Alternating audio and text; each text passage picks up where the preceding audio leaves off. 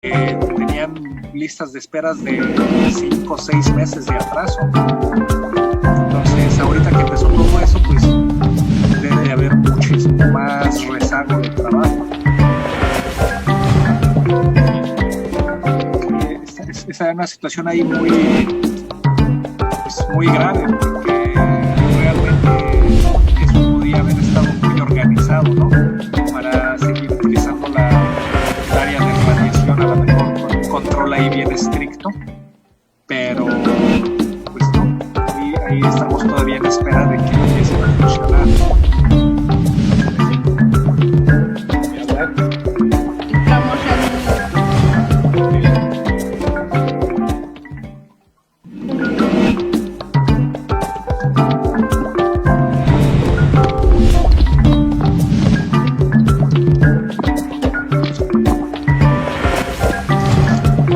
Entramos con ustedes.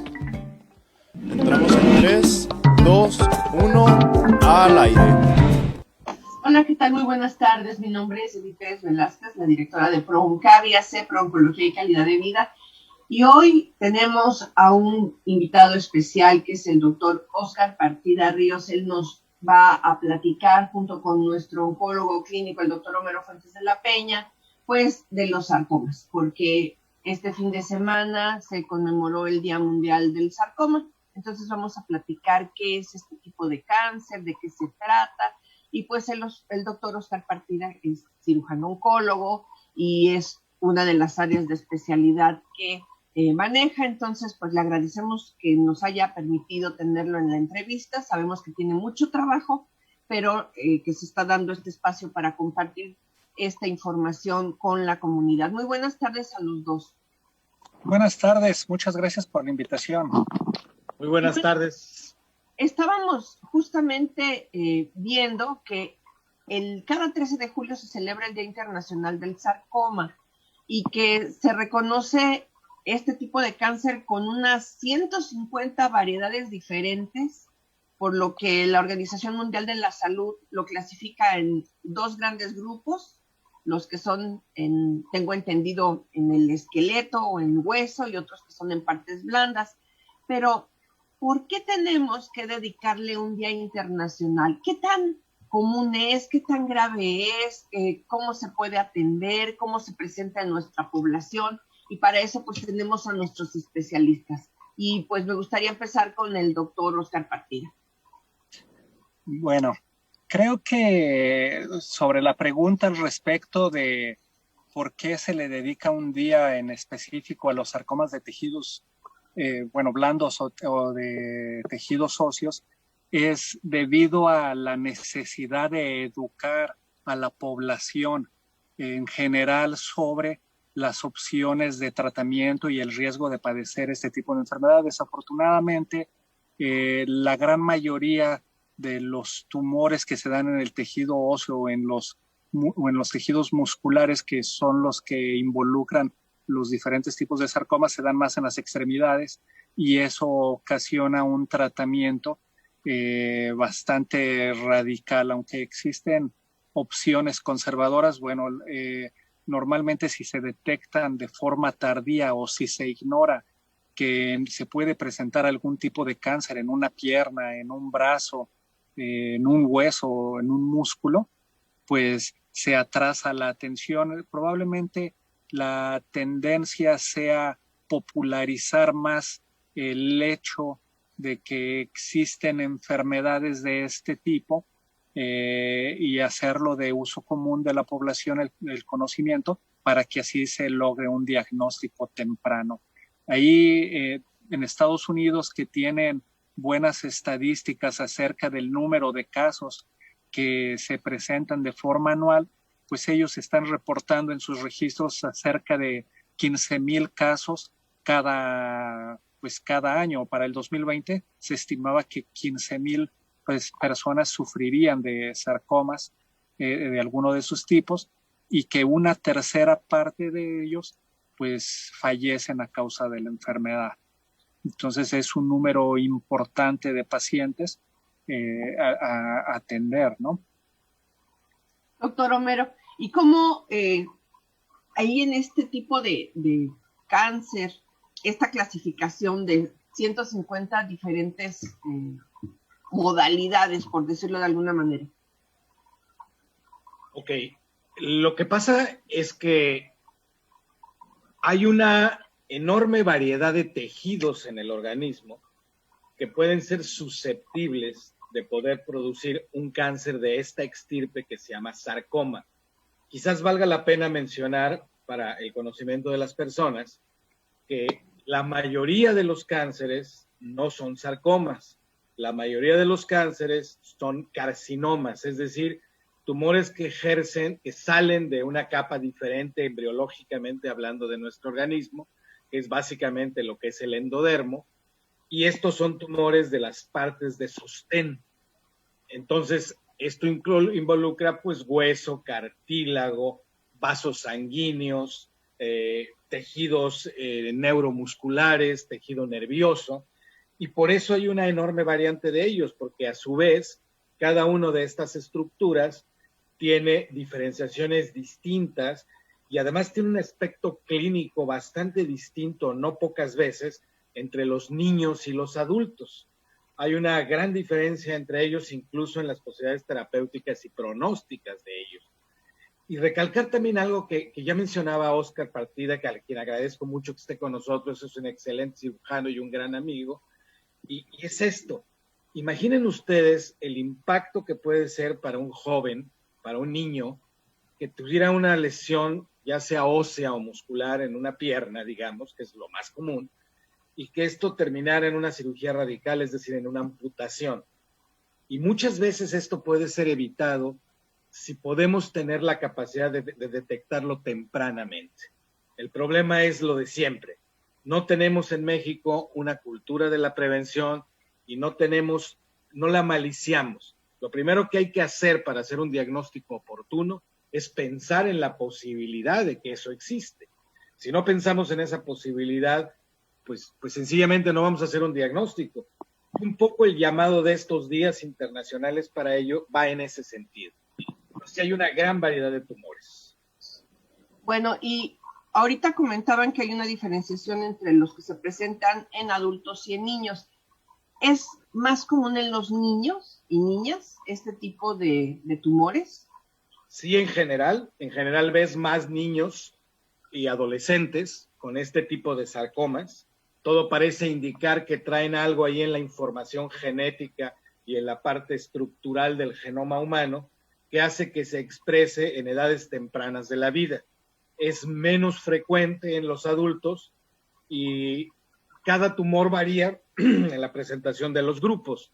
Y quizás en el transcurso de la charla podamos hablar de algunos de ellos, pero sí es más común en los niños. Doctor Partida, ¿y cuál es el procedimiento para la detección? ¿Sí se puede detectar a tiempo? Realmente se puede buscar atención de forma temprana. No se puede realizar una detección temprana como en otras enfermedades, como en el cáncer de mama o como en el cáncer de cérvix, donde se conocen muy bien los precursores de las lesiones, ¿no? Uno puede hacerse un Papá Nicolau o puede hacerse una mastografía y puedes detectar un tumor diminuto de forma preventiva, ¿no?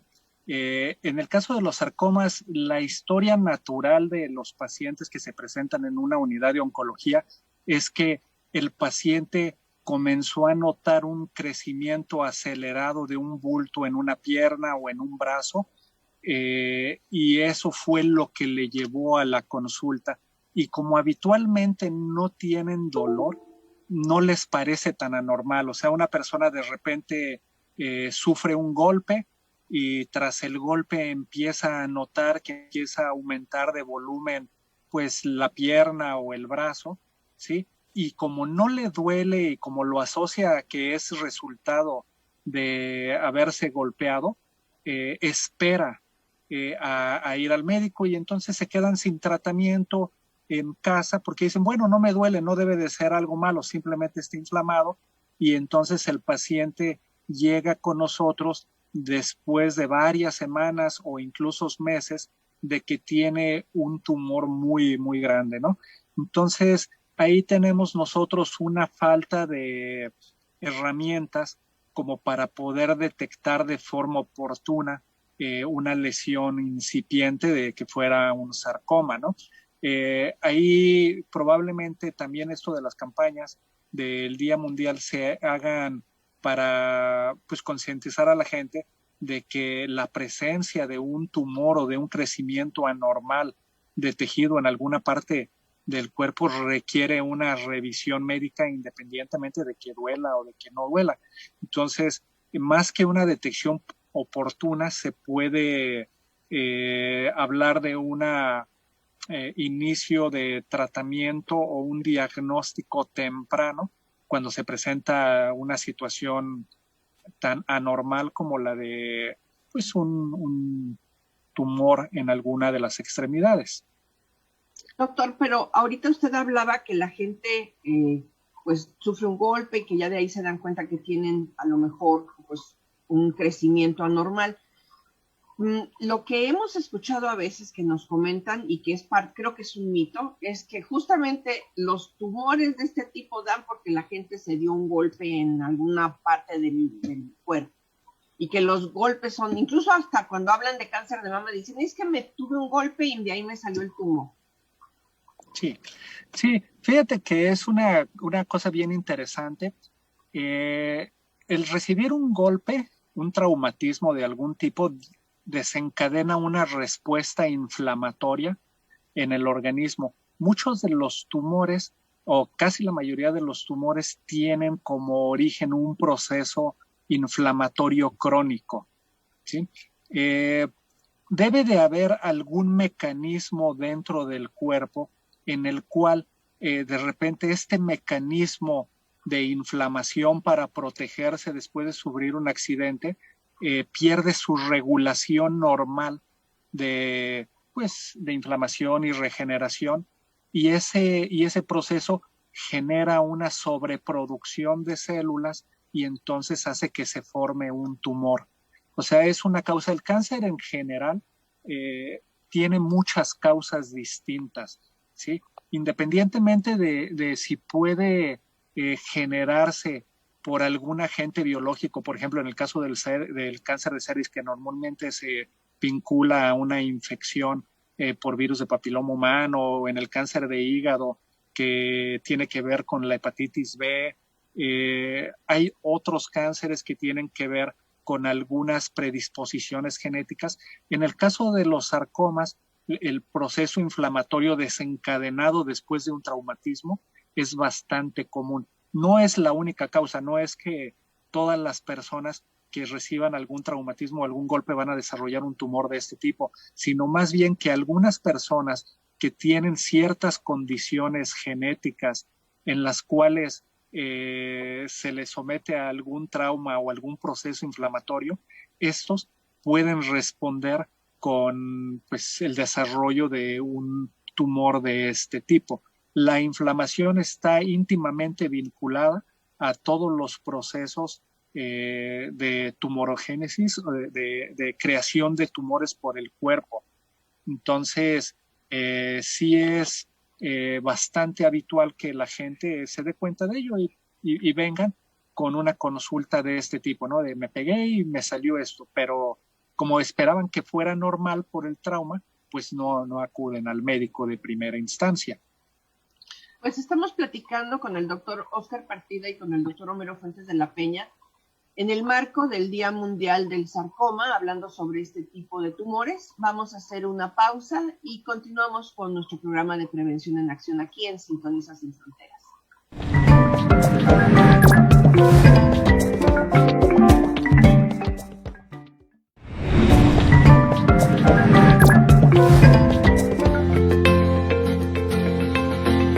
Oncotips. Evita el consumo de alimentos ahumados, salados y cocinados directamente al fuego o humo. Los alimentos ahumados pueden contener hidrocarburos policíclicos aromáticos que pueden ser carcinogénicos. La cocción directa produce aminas aromáticas, sustancias que pueden ser también carcinogénicas. En la superficie de todas las carnes ahumadas se acumulan hidrocarburos como el benzopireno, un reconocido cancerígeno.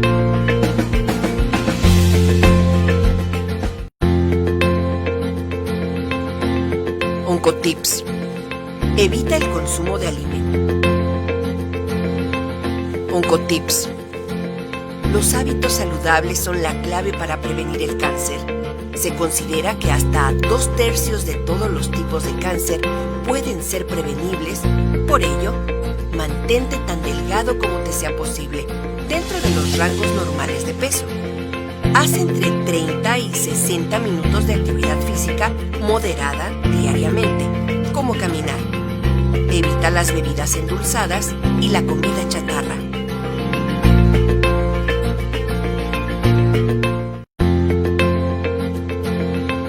Oncotips.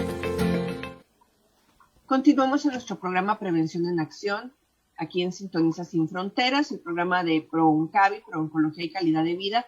Y en esta ocasión platicando con el doctor Oscar Partida, cirujano oncólogo, y con el doctor Romero Fuentes de la Peña, oncólogo médico, sobre el tema de los sarcomas, y nos están platicando, bueno, qué tan comunes son, en quién se presentan más. Y aquí yo reiteraría esta situación de, pues, la diferencia que hay entre niños y adultos. ¿Por qué se presentan más en los niños? Doctor Romero.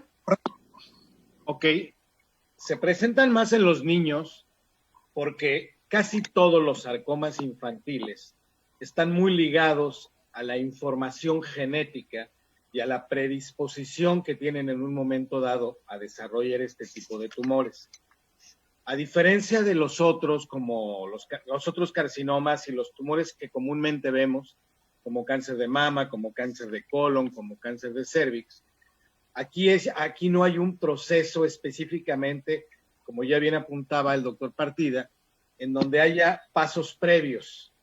Entonces, esta información genética errónea que se da en un momento dado suele expresarse más a menudo en ellos, en los jóvenes. Simplemente se expresa y muchas veces el golpe, el traumatismo, como apuntaba el doctor Partida, es así como la gota que derrama el vaso. Es decir, mucha gente piensa, es que me salió el cáncer porque me di un golpe. No, espérame, no es el golpe el causante del cáncer. El golpe es lo que derrama el vaso. Había atrás muchas cosas que habían sido predispuestos. Si no, entonces todos los niños que se golpean, todos tendrían un sarcoma, ¿no? Y eso no sucede así. Él decía que se trata de un proceso inflamatorio crónico. El cáncer es nada más, es decir, no es nada más eso, pero esto es muy importante en la parte de desarrollo de cáncer. Y el traer un golpe es un poco como sumarle a un proceso de inflamación crónica establecido, una inflamación crónica agudizada que trastorna, que desregula y que entonces hace expresar algo que ya venía de fondo. Esto lo vas a ver también mucho más en los niños, porque los niños corren, saltan, brincan, juegan, vienen de arriba para abajo, y es mucho más común que los golpes se den entre los jóvenes que entre los adultos, ¿no? Esa es una razón típica como tal. Hay tumores, hablando de los sarcomas óseos, por ejemplo, y entrando en el más común de todos ellos, un tumor terriblemente agresivo que se llama osteosarcoma, que vas a ver muy raramente en el adulto, solamente bajo ciertas circunstancias. Pero la razón es esa, la información que hay atrás y los factores precipitantes más a menudo vistos en los niños o jóvenes. ¿Y en los adultos cuáles serían los más comunes, doctor Partida? Bueno, en los adultos normalmente los sarcomas de tejidos blandos son los más frecuentes, es decir, los tumores que crecen o se desarrollan a partir de los músculos. Aunque hay mucha variedad, hay sarcomas, por ejemplo, retroperitoneales, ¿sí? Hay sarcomas específicos que tienen relación con el sistema nervioso o con elementos del sistema nervioso. Hay sarcomas que tienen relación con los cartílagos, ¿sí? Como los condrosarcomas, pero aparentemente lo que es más frecuente son los sarcomas de tejidos blandos, ¿sí?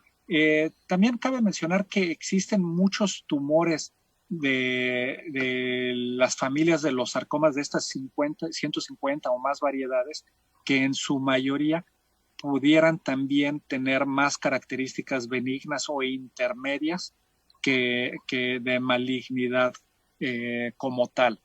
Pero sin duda son los de tejidos blandos los más comunes en el adulto, y en los niños son mucho más comunes los de los tejidos óseos, o sea, los de los huesos. Y una vez que, o más bien, ¿cuál sería el camino a seguir por una persona que tiene sospecha que tiene ahí algún bultito raro y que puede ser maligno? ¿Qué tiene que hacer? ¿A quién tiene que ir a ver primero? Sí. Adelante, Oscar. Sí. Habitualmente es la consulta de primera vez por un sarcoma, normalmente la da el médico de primer contacto, que suele ser pues ahora sí, el médico general, o muchas veces, como se da en los brazos y en las piernas, lo dan los servicios de traumatología y ortopedia. Entonces ellos son el primer contacto de estos pacientes, los que inician el protocolo de estudio. Ahí, para recibir ya un tratamiento especializado en relación a tumores de tejidos blandos o tumores óseos, aquí en nuestro país no existe todavía la cultura de la subespecialización como tal, entonces habitualmente llegan a oncología quirúrgica. Sin embargo, ya hay muchos médicos entrenados de la área de traumatología y ortopedia con subespecialidad en tumores óseos. Entonces, habitualmente los pacientes deberían de buscar, pues, ya sea a través de un servicio de oncología o un servicio de traumatología y ortopedia, la evaluación inicial del problema. Doctor, y en la situación en la que estamos ahorita en nuestro país, en función sobre todo de la profesionalización, ¿los servicios médicos tienen el entrenamiento en primer nivel para poder identificar que puede ser un tumor de este tipo, para referirlo a tiempo? Yo creo que desgraciadamente no. Yo tengo, más de 20 años dando clases a los universitarios, y siempre incluyo dentro de mi curso el tema de los sarcomas, aunque no está contemplado regularmente en los programas. ¿Por qué? Porque son una frecuencia pequeña. Sin embargo, por esto que comenta Oscar, creo que es muy importante. No solamente porque sean un 3%, pero si es un 3% o es un 5%, te toca a ti en tu familia, pues te importa muy poco la estadística. Tú debes de tener la idea de pensar en esto. Cualquier bola o cualquier cosa que resulte de un golpe que vaya más allá de, tienes que pensar en la posibilidad de que esto puede ser algo anormal. Y lo importante es no autotratarse o no esperar en vano a ello. Pero pasa que muchas veces llegan a estos servicios de primer contacto con el médico general. El médico general regularmente no la malicia, no tiene la capacidad para hacerlo esto, o no sabe que hay que referirlo al traumatólogo ortopedista, y mucho menos sabe que hay una subespecialidad en trauma para tumores de partes blandas y óseos. Entonces, sí creo que falta mucho por ahí. Si bien hay otros problemas más frecuentes que también nos hacen falta, yo creo que cualquier tumor no debiese desdeñarse en la posibilidad de poder entrenar a los médicos de primer contacto. Al fin del día son ellos los que van a recibir, y mucho depende de la acuciosidad diagnóstica de ellos para que podamos hacer diagnósticos de manera más oportuna y podamos evitar tratamientos más radicales. Creo yo que es por ahí. Nos hablaban que son abultamientos. Sí, doctor, primero continúe. Sí, perdón. Fíjate que yo sí quería hacer énfasis en ese punto. Aparentemente la preparación para la identificación de cualquier tipo de problema oncológico, la gran mayoría de las veces sale de las manos de los médicos del primer contacto. En nuestro país, a diferencia de otros países más desarrollados, los médicos generales no tienen una preparación adicional a lo que aprendieron en la escuela. Entonces, la preparación de la Facultad de Medicina podría yo decir que es como una introducción al mundo de la medicina. Ese problema ya se vio en muchos países que ya están más avanzados médicamente hablando, y lo que han hecho es que todos los médicos se subespecialicen y que la medicina de primer contacto esté también subespecializada para poder dar detección de primera al primer contacto de forma eficiente y oportuna. ¿Cómo subespecializan el primer contacto? Aquí en México lo que se está haciendo es crear médicos familiares. Esos médicos familiares, aparte de estudiar sus 7 años de la Facultad de Medicina o sus 6 años, hacen otros 3 años de especialidad dentro de las áreas más comunes de atención a los pacientes en los hospitales. Entonces, tienen especialidad o rotación dentro de los servicios de urgencias, dentro de los servicios de medicina interna, dentro de los servicios de ortopedia, para poder así tener una visión más amplia de lo que de los pacientes cuando lo ven. Los médicos recién graduados de una facultad de medicina a veces carecen de la experiencia clínica necesaria para poder identificar todo tipo de problemas. Por eso en muchos países se ha optado por hacer, en vez de más corta la carrera de medicina como ahora pretende el gobierno federal, ¿sí? Al contrario, hacerla más larga, ¿sí? Para que los médicos pues tengan una mejor posibilidad de dar una atención primaria más eficiente. Por ejemplo, aquí en Estados Unidos es bien sabido que antes de estudiar medicina ya necesitas tener un grado académico, ¿no? Allá hacen el equivalente a la preparatoria y después hacen por lo menos 3 años de carrera en relación a medicina antes de entrar a medicina, y luego hacen un programa largo de medicina que cuando lo terminan, antes de empezar a trabajar o cuando empiezan a trabajar en algún lugar, no empiezan de forma directa siendo los responsables de los pacientes, sino empiezan nuevamente respaldados por todo un departamento o una infraestructura que evita los errores de diagnóstico por falta de experiencia clínica de los recién egresados, ¿no? Entonces tú puedes ver que en los países avanzados, por ejemplo, de Europa o de Asia, el recién egresado prácticamente está en entrenamiento el día que ya se titula, ¿no? Y entra a un hospital y se vuelve el junior staff, que es una preparación de al menos 3 años entre que uno sale de la escuela de medicina y comienza a tener un mayor rango académico. Eso es así sumamente importante. Aquí carecemos de ese perfil de educación y por eso es que se escapan muchos diagnósticos, no solamente en el área de oncología, sino en el área de todas las áreas de la medicina en general. Entonces existe un gran abismo entre el primer contacto y las áreas de especialidad, que son tantas, ¿no? Tanto de especialidades como subespecialidades. Entonces ahí es un problema que requiere replantearse la forma en cómo trabajamos y cómo nos formamos los profesionales de la salud. Y más teniendo tan poco recurso humano al nivel de ustedes, porque tenemos muy poquitos oncólogos clínicos, oncólogos cirujanos, y aparte, bueno, el mundo de problemas de salud que estamos enfrentando ahorita, pues también es cada vez mayor y diverso, ¿no? Y para poder llegar con ustedes es un problema aparte en el sistema de salud, hay mucho filtro.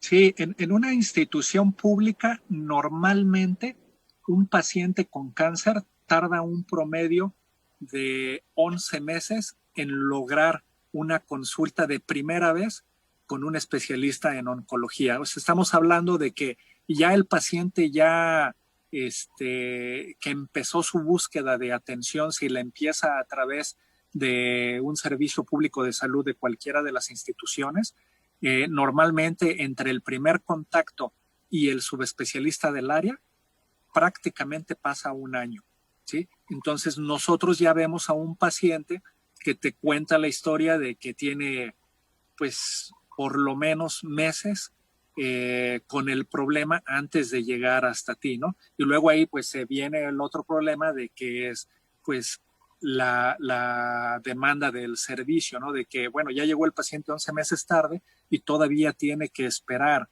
otro número de semanas o de meses antes de poder recibir su tratamiento inicial, ¿no? Existe un problema muy, muy, muy grave y muy severo en todas las instituciones a nivel nacional de recursos y de logística y de administración para poder brindar una adecuada atención a los pacientes. Desde luego que las instituciones, pues a todos los pacientes que tiene a su cargo, pues les dan lo mejor que tienen disponible. Pero ahora, por ejemplo, con la pandemia de COVID que estamos viendo, pues se ve evidentemente que la infraestructura hospitalaria no ha sido suficiente en el país para atender a los pacientes. Yo estoy en una unidad de concentración donde fuimos nosotros un centro de referencia COVID y prácticamente el hospital estaba lleno solamente de pacientes con COVID-19. Entonces, ¿qué pasó con toda la demás población que tenía otros tipos de problemas no vinculados? ¿Dónde están? ¿En dónde se podían ir a atender, no? Entonces, prácticamente eso desnudó la situación real de los servicios de salud, ¿no? Donde prácticamente no hay ni el número suficiente de médicos, ni el número de instalaciones disponibles, ni de recursos para el crecimiento de la población. Yo esperaría que nosotros, teniendo una población tan grande como la que tenemos en el país, pues tuviéramos pues no sé, un programa nacional de construcciones de hospitales o de ampliación de hospitales de forma frecuente y que frecuentemente estuviéramos viendo que los hospitales crecen, ¿no? Como, por ejemplo, ahora hablando lo mismo de la pandemia, como sucedió, por ejemplo, en China, ¿no? Que de repente dijeron, tenemos el problema del COVID y vamos a construir 2 hospitales de 1,000 camas en un lapso de 10 días. Y en 10 días construyeron 2 hospitales de 1,000 camas, ¿no? Entonces, aquí en la ciudad, donde nos encontramos en Tijuana, pues no tenemos un hospital de 1,000 camas disponibles. Y para tener una población de cerca de 2 millones de habitantes, pues sería necesario tener hospitales que tuvieran esas capacidades o más, ¿no? Claro. Pues estamos platicando con el doctor Oscar Partida y el doctor Homero Fuentes de la Peña en Prevención en Acción, el programa de ProOncavi aquí en Sintoniza Sin Fronteras, y pues continuamos después de este corte.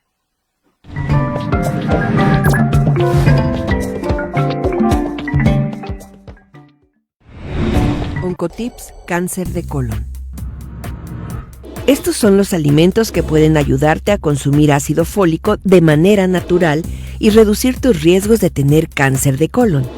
El jugo de naranja natural y recién hecho, la col rizada, las espinacas, el brócoli, las acelgas, las lentejas, los espárragos, los repollos, las coles de Bruselas, los guisantes o chícharos, los cacahuates, el aguacate, el melón y el plátano. ProOncavi te invita a vivir de manera saludable y reducir los riesgos de tener cáncer de colon. Oncotips, cáncer de colon. Para reducir tus riesgos de tener cáncer de colon, no dudes en tomar suplementos de ácido fólico si lo crees necesario. Puedes consultar con tu médico para que te los prescriba o puedes encontrarlo en las farmacias o tiendas naturales. No obstante, también puedes obtener ácido fólico mediante una adecuada alimentación. ProOncavi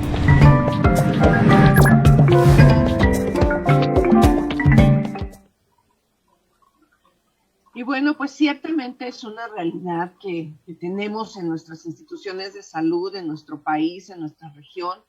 Ahorita, pues, hablando de sarcomas, tenemos que tocar estos temas de lo que ha pasado también con el COVID-19 y con las otras pandemias, ¿no? Que se estaban viviendo ya desde hace mucho, porque pues nos hablan de una pandemia nueva, que es esto del COVID, pero ¿y el cáncer? ¿Qué ha pasado con el cáncer? ¿Qué ha pasado con todos los pacientes que cada año se enferman y que cada vez pues están incrementando las estadísticas de mortalidad? Y bueno, caemos en el tema de los servicios de salud.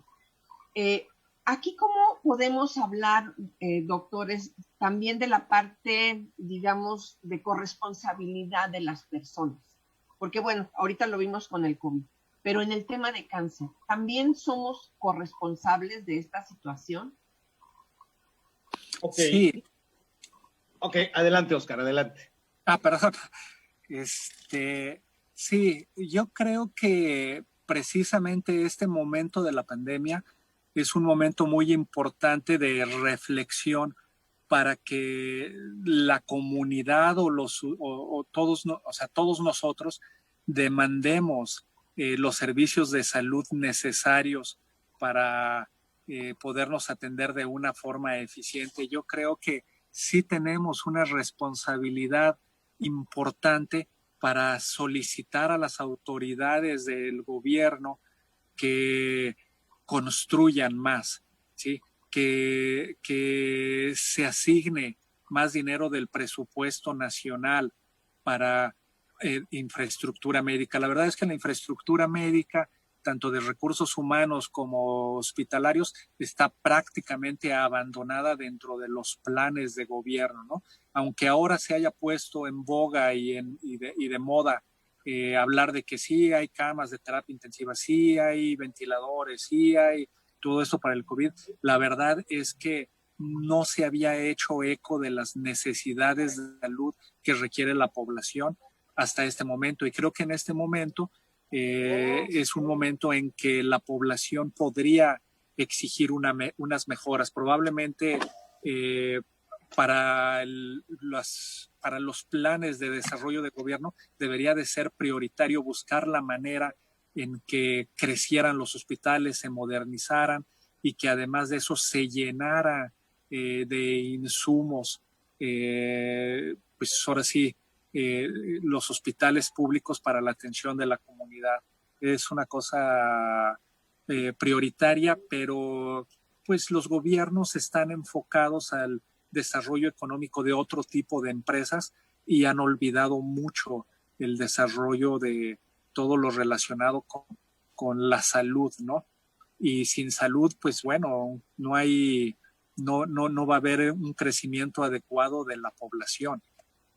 Y en este caso, bueno, aquí la parte de la ciudadanía es enfocarnos a exigir nuestro derecho a la salud y a la vida de manera, pues, puntual, ¿no?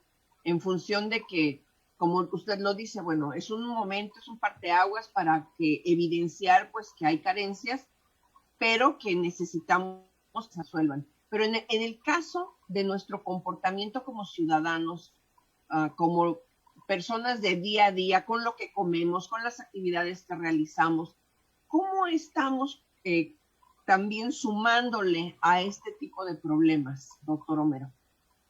Mira, justamente a eso iba yo.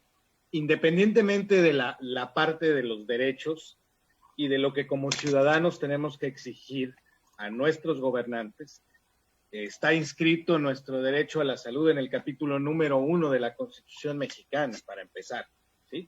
Pero, ¿qué puedes hacer como individuo? Bueno, como individuo lo primero que tienes que tener es entender que tú eres parte de esta responsabilidad. O sea, no es responsabilidad exclusiva de las autoridades, de los médicos, del gobierno, tratarte o irte a tocar la puerta de tu casa y decirte, oye, ven por favor a la clínica a consulta, ¿sí? Tú tienes que tener presente, mediante el proceso de información y de educación, que eres un ser humano vulnerable y que te pueden pasar 1000 cosas. Tenemos que tener presente algo muy importante. Además de la pandemia de COVID, tú tienes que saber que el cáncer cobra 9.6 millones de vidas en los seres humanos anualmente en este país, según la estadística oficial de Globocan de 2018. Sumen, por favor, los números de muertes que se dan por COVID y sumen los números de muertes por cáncer. ¿Qué tanto impacto va a producir los retrasos en cáncer, en tratamiento y diagnóstico de cáncer? No lo sabemos, pero estoy seguro que van a ser muy grandes. Entonces, tú como persona debes saber lo siguiente. Existe un triage internacional, una priorización, en donde tú puedes necesariamente ser tratado si estás en prioridad a pesar del COVID. Y por lo tanto tienes que exigir que seas tratado como tal porque estás en peligro de morir por cáncer con o sin COVID. Entonces, esa es la primera responsabilidad que tienes que ver. Tienes que ver que además de la pandemia del COVID, tienes otras pandemias paralelas. El cáncer, las enfermedades cardiovasculares y metabólicas, que es la primera causa y la segunda causa de morbimortalidad en nuestro país, los problemas de salud mental que se están dando en esto, la crisis económica, la crisis de seguridad, la violencia intrafamiliar, la violencia y los feminicidios, que son muy graves en este país. Entonces tú tienes como individuo que estar consciente del entorno en donde vives y tienes que saber exigir tus derechos en función y en fundamento de las bases de. En ese sentido eres corresponsable. Y tienes que saber esto. Si una bolita te sale en una extremidad o no está donde debes de estar, no asumas, no creas. Fue por el golpe, fue por aquello, fue por el otro. No asumas, consulta. Y si la opinión de ese médico de primer contacto no te satisfizo, entérate que hay especialistas y subespecialistas y eso lo debes tú que saber como individuo. Por eso, educación e información es un seguro de vida gratis que es valiosísimo. Desgraciadamente, la gente no tiene esta información. Y eso es lo que retrasa también muchísimo, además de todo el proceso burocrático, administrativo en tiempo que ya nos explicó el doctor Partí. En ese sentido, yo creo que somos corresponsables de nuestra salud.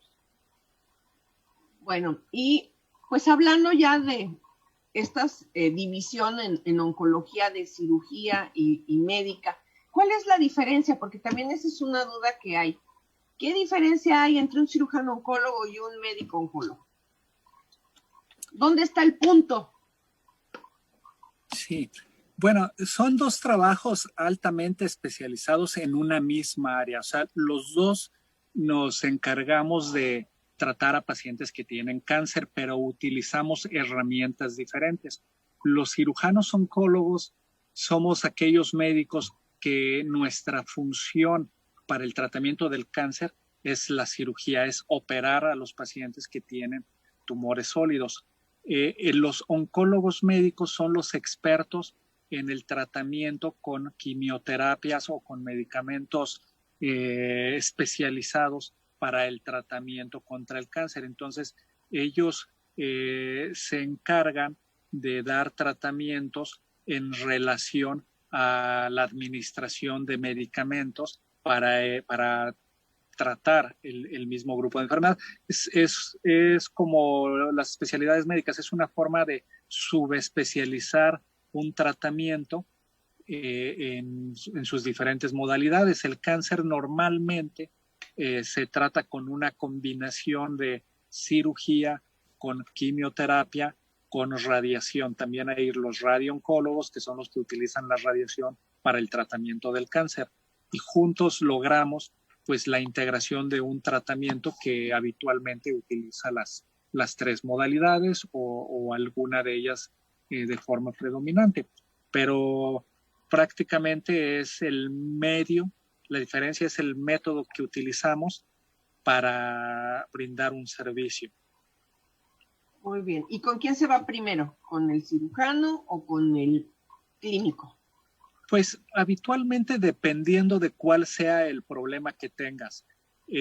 Cuando tienes un tumor de tejidos blandos, habitualmente donde el tratamiento primario va a ser evaluar, retirar el tumor, pues normalmente se recomienda que asistas de forma inicial a una consulta de cirugía oncológica. Cuando tienes un problema, por ejemplo, en el caso de las leucemias o los linfomas, que son problemas más vinculados con la sangre, ¿sí? Se recomienda que acudas con un oncólogo médico de forma inicial, porque son los que van a llevar la batuta en ese campo, ¿no? ahí es importante, ya sea oncólogos médicos o cirujanos oncólogos, que el médico que te va a proponer alguno de los abordajes de forma inicial sea experto en la situación. Es decir, si de repente lo que voy a necesitar es que se me quite el tumor del cuerpo, pues la persona más capacitada para evaluar el impacto o la posibilidad de realizar una cirugía, pues es un cirujano oncólogo. Pero si estás hablando de que tienes un paciente que tiene una leucemia y que todo el tratamiento va a recaer en la sangre, en su estructura, pues es mucho más especializado un oncólogo médico para tomar las decisiones adecuadas. Depende de la situación. Pues estamos por finalizar ya nuestro programa. Doctor Homero, un mensaje final que quieras dar al auditorio. El mensaje final podría ser el siguiente.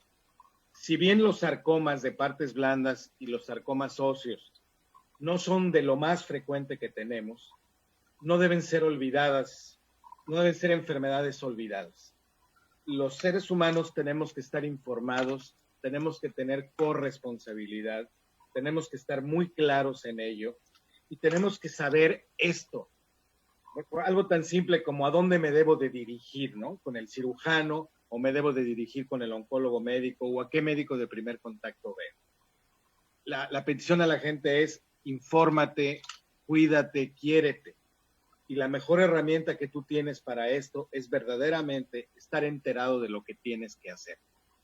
Estos tumores, si bien no son raros, son difíciles de tratar, son agresivos.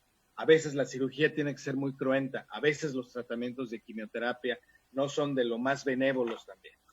Si tú logras llegar antes, seguramente la vas a pasar mucho menos mal que si llegas tarde. Y obviamente tu pronóstico va a ser impactado. Es muy importante tratar de hacer el diagnóstico lo más pronto posible. Pues muy bien, muchas gracias. Ya se nos fue el doctor Partida, pero agradecemos que nos haya acompañado. Y pues estamos en Facebook, Proncavi. Pueden buscarnos ahí si tienen alguna pregunta o quieren estar en contacto con alguno de nuestros especialistas. Con mucho gusto los podemos atender. Y pues agradecemos su atención y hasta la próxima semana. Recuerden que de 6 a 7 de la tarde los martes, Prevención en Acción, el programa de Prooncología y Calidad de Vida, Proncavi. Hasta pronto y gracias.